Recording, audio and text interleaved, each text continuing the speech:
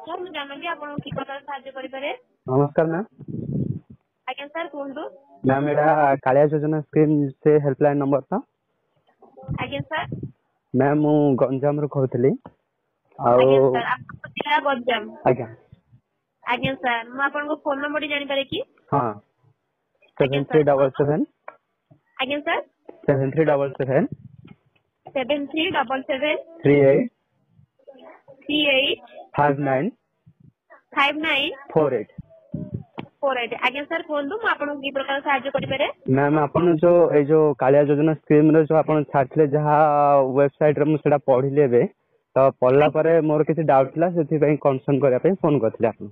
आज्ञा सर कहूँ। मैम एथरे जो स्कीम आपन कहथिले जो मानन कि ऑलरेडी चाष जमी अछि से मानन को आपन 25000 पर्यंत खरीफ आ रबी फसल पई सुविधा जोगेबे ता सहित जो मानकर नाही से चाष नाही भाग चाषी जो माने से मानन को आपन 12500 र सुविधा जोगोछनी एवं जो माने कि ऑलरेडी अक्षम अछनी किछि चाष करिया पई से मानन 10000 स्कीम आपन जोगोछन त एटा एथरे लेखा है ता सहित आ जो आपन जो लाइफ इंश्योरेंस रे भी किछि देइथिले सेथरे नोटिफिकेशन सब पढली।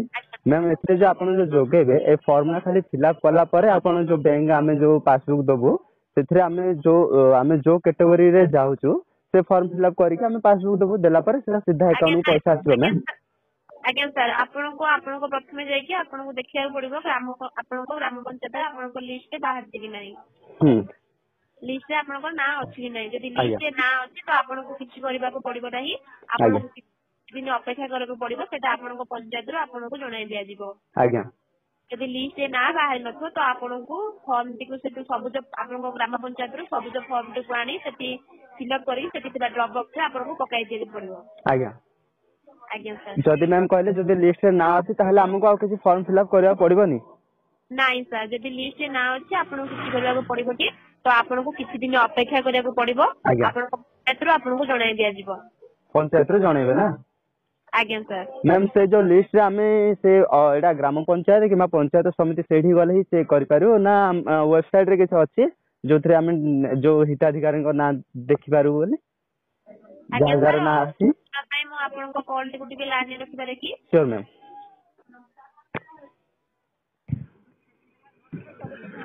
सर लाइन रे हमको सहयोग करथो धन्यवाद।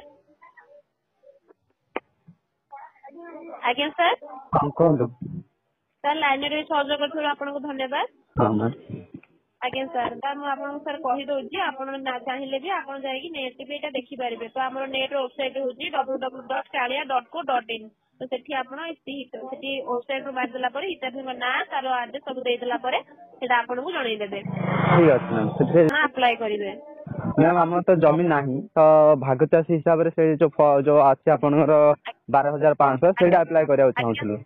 आज्ञा सर से सब विषय से भाग चाषी हमको सूचना मिली ना जेतोले सूचना मिलिबो से समत्र हम आपनको जणाई देबो।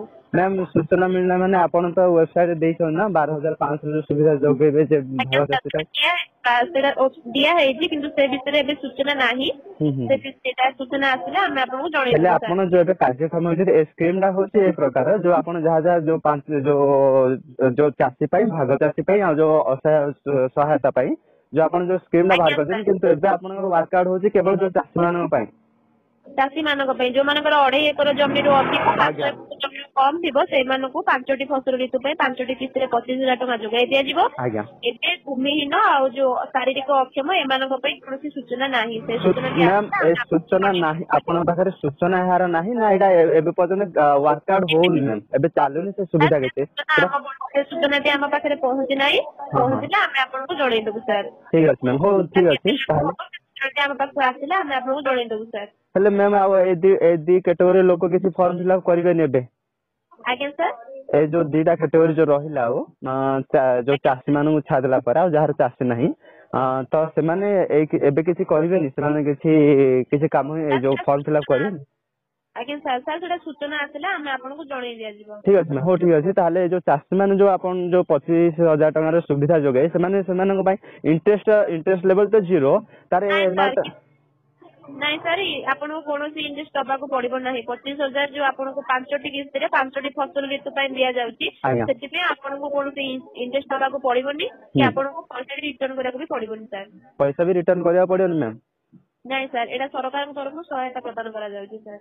Okay okay ma'am. ହେଲେ ଅନ୍ୟ ଯୋଉ ସ୍କିମ୍ ବି ଅଛି ସବୁଥିରେ ବି କୋଉଥିରେ ବି ପଇସା ରିଟର୍ନ କରିବାକୁ ପଡିବନି? ଗୃହିଣୀଙ୍କ ପାଇଁ ଯୋଉ 12,500 ଅଛି ସେଥିପାଇଁ ଏକକାଳୀନ ସେମାନଙ୍କୁ ମିଳିବ, ସେଥିପାଇଁ ବି କୌଣସି ପଇସା ଫେରେଇବାକୁ ପଡିବନି କି କୌଣସି ଇଣ୍ଟରେଷ୍ଟ ଦବାକୁ ପଡିବନି।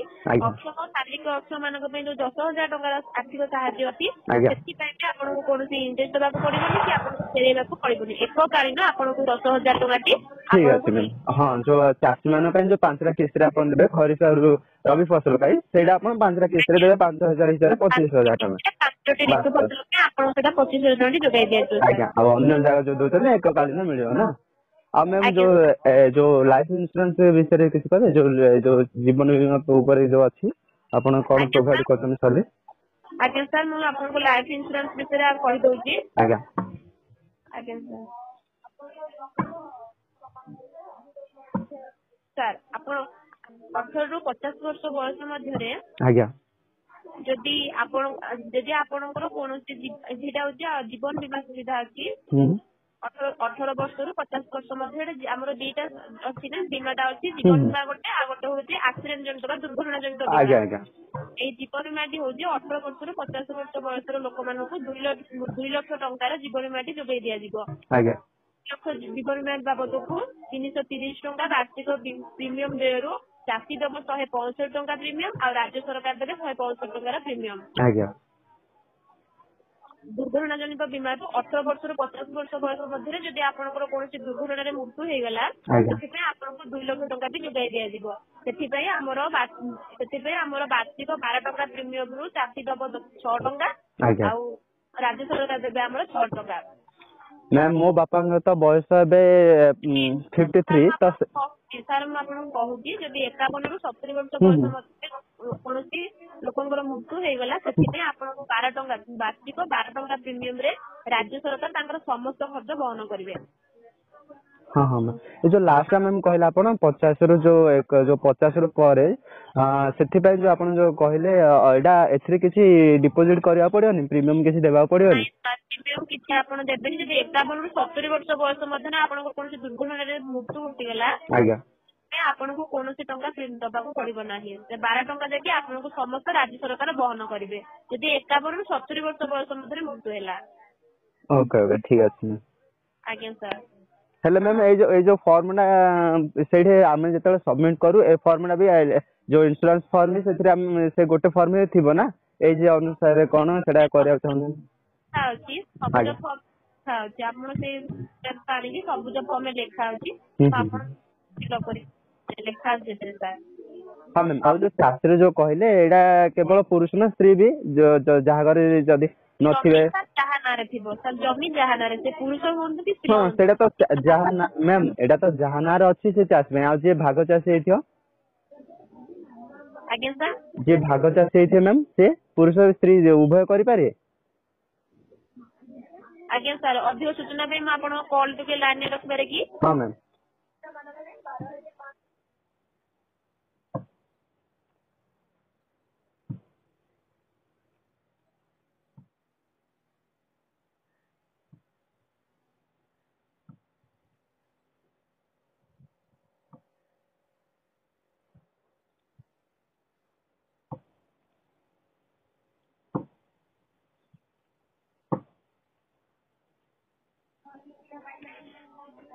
ଆଜ୍ଞା ସାର୍ ଲାଇନରେ ଆମକୁ ସହଯୋଗ କରିଥିବାରୁ ଧନ୍ୟବାଦ। କୁହନ୍ତୁ। ଆଜ୍ଞା ସାର୍ ସେ ଭାଗ ଚାଷୀ ପୁରୁଷ ହୁଅନ୍ତୁ କି ସ୍ତ୍ରୀ ହୁଅନ୍ତୁ ସମସ୍ତେ କରିପାରିବେ କିନ୍ତୁ ସେ ସୁବିଧା ଏବେ ଆମ ପାଖରେ ସେ ସୂଚନାଟି ଆମ ପାଖରେ ଏବେ ନାହିଁ। ଆସିଲେ ଆମେ ଆପଣଙ୍କୁ ଜଣେଇଦେବୁ ସାର୍। ଓକେ ଠିକ ଅଛି ମ୍ୟାମ୍। ତାହେଲେ ଆମକୁ ଯୋଉ ଦେଖନ୍ତୁ ଚାଷୀ ମାନଙ୍କର ତ କ୍ଲିୟର ହେଇଗଲା ସେ ଯାଇକି କରିପାରିବେ ଫର୍ମ ଆପଣଙ୍କ ପାଖରେ ସେଥିରେ ହିଁ ସୂଚନା ଅଛି। ଅନ୍ୟ ଯୋଉ ରହିଲା ଆଉ ଦିଟା କ୍ୟାଟେଗୋରୀ ସେମାନେ ଯାଇକି ପଞ୍ଚାୟତ ସମିତିରେ କିମ୍ବା ଗ୍ରାମ ପଞ୍ଚାୟତରେ କଥା ହେବେ ନା ସେଥିରେ କିଛି ଯଦି କିଛି କାର୍ଯ୍ୟକ୍ରମ ଚାଲିଛି ସେଥିରେ ଯଦି କାମ ହଉଛି ତାହେଲେ ସେମାନେ କଥା ହେଇକି ଫର୍ମ ଫିଲ୍ଅପ୍ କରିବେ ନା? ଏଥିପ୍ରତି ଆପଣଙ୍କ କିଛି ଏବେ କିଛି ସୂଚନା ନାହିଁ? ସେ ବିଷୟରେ ଆମ ପାଖରେ କିଛି ସୂଚନା ନାହିଁ। ସୂଚନା ଆସିଲେ ଆମେ ଆପଣଙ୍କୁ ଜଣେଇଦେବୁ। ଠିକ ଅଛି ମ୍ୟାମ୍। ଯୋଉ ଫର୍ମ ଫିଲ୍ଅପ୍ କରିବା ଲାଷ୍ଟ ଡେଟ୍ କେବେ କୋଉ ପର୍ଯ୍ୟନ୍ତ ଆପ୍ଲାଏ କରିପାରିବେ? ଜାନୁଆରୀ 1ରୁ 10। ଜାନୁଆରୀ 1 ରୁ 10 ନା? ଆଜ୍ଞା ସାର୍। ଓକେ ଠିକ ଅଛି ଧନ୍ୟବାଦ।